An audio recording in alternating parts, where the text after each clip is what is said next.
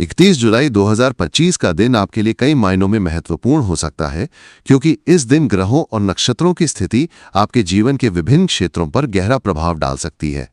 यह दिन आपके लिए नई संभावनाओं, चुनौतियों और अवसरों का मिश्रण लेकर आएगा, जिनका सामना करने के लिए आपको अपनी स्वाभाविक ऊर्जा, बुद्धिमत्ता और साहस का उपयोग करना होगा। वैदिक ज्योतिष के आधार पर इस राशिफल में हम इस दिन के ग्रहों के प्रभाव, उनके गोचर और आपके जीवन के विभिन्न पहलुओं पर उनके प्रभाव को विस्तार से समझेंगे। ये राशिफल आपको दिन की योजना बनाने, सही निर्णय लेने और अपने लक्ष्यों की ओर बढ़ने में मदद करेगा। आइए इस दिन के विभिन्न पहलुओं पर गहराई से विचार करें और देखें कि ये आपके लिए क्या लेकर आ रहा है।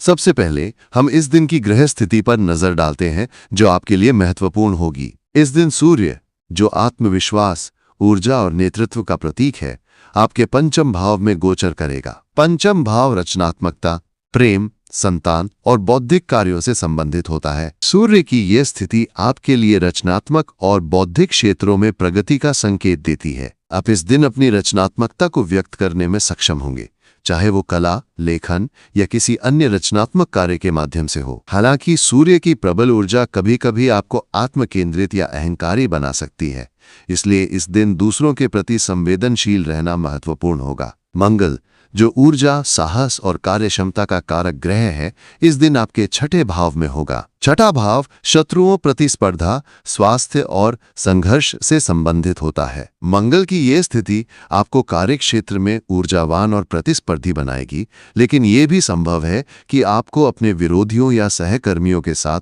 कुछ तनाव का सामना करना पड़े। इस दिन आपकी ऊर्जा उच्च होगी और आप अपने लक्ष्यों को प्राप्त करने के लिए कड़ा परिश्रम करने के लिए तैयार रहेंगे। बुध, जो संचार, बुद्धि और व्यापार का प्रतीक है, इस दिन आपके चतुर्थ भाव में गोचर करेगा। चतुर्थ भाव घर, परिवार, माता और सुख सुविधाओं से संबंधित होता है। बुध की ये स्थिति आपके पारिवारिक जीवन में संचार को मजबूत करेगी और आपको घरेलू मामलों में सकारात्मक बदलाव लाने का अवसर देगी। यदि आप कोई संपत्ति खरीदने, घर की मरम्मत करने या परिवार के साथ समय बिताने की योजना बना रहे हैं, तो ये दिन इसके लिए अनुकूल हो सकता है। हालांकि किसी भी बड़े निर्णय से पहले सभी दस्तावेजों और विवरणों की सावधानीपूर्वक जांच करना जरूरी होगा। गुरु, बृहस्पति, जो ज्ञान, समृद्धि और भाग्य का प्रतीक है, इस दिन आपके तृतीय भाव में होगा। तृतीय भाव साहस, भाई बहन, संचार और छोटी यात्राओं से संबंधित होता है। गुरु की ये स्थिति आपके लिए भाग्यशाली साबित होगी और आपके साहस और आत्मविश्वास को बढ़ाएगी। ये दिन नई योजनाएं शुरू करने, अपने विचारों को दूसरों के सामने प्रभावी ढंग से प्रस्तुत करने या छोटी यात्राओं पर जाने के लिए अनुकूल रहेगा।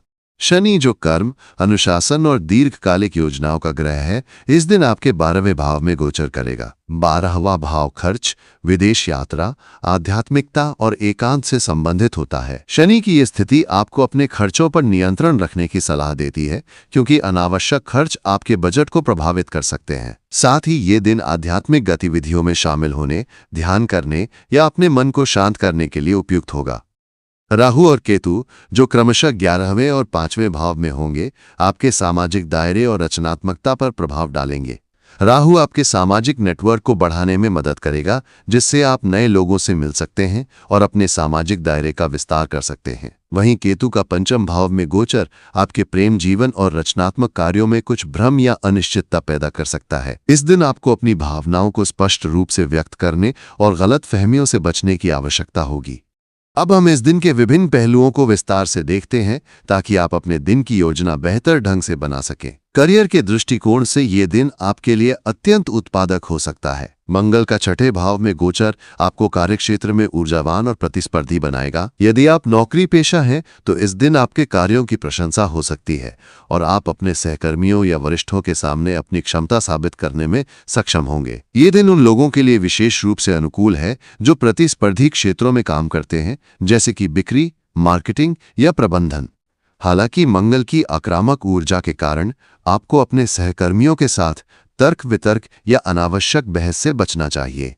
यदि आप किसी प्रोजेक्ट या प्रस्तुति पर काम कर रहे हैं, तो ये दिन उसे पूरा करने और अपनी योजनाओं को लागू करने के लिए उपयुक्त है। अपनी ऊर्जा को सकारात्मक दिशा में लगाएं और जल्दबाजी में कोई निर्णय न लें। व्यापारियों के लिए ये दिन नई साझेदारियों या व्यापार विस्तार की योजनाओं को लागू करने के लिए अच्छा हो सकता है। बुध का चतुर्थ भाव में गोचर आपके व्यापार से संबंधित संचार को मजबूत करेगा, जिससे आप अपने ग्राहकों या साझेदारों के साथ प्रभावी ढंग से बातचीत कर पाएंगे।